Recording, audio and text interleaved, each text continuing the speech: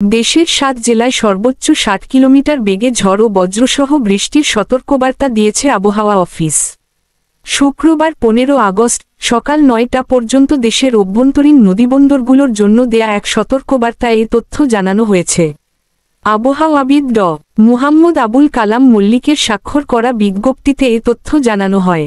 বিজ্ঞপ্তিতে বলা হয়, খুলনা, বরিশাল, পটুয়াখালী, নোয়াখালী, কুমিল্লা, চট্টগ্রাম এবং কক্সবাজার জেলার ওপর দিয়ে দক্ষিণ অথবা দক্ষিণ পূর্ব দিক থেকে ঘণ্টায় ৪৫ থেকে ৬০ কিলোমিটার বেগে অস্থায়ীভাবে দমকা অথবা ঝড়ো হাওয়া বয়ে যেতে পারে।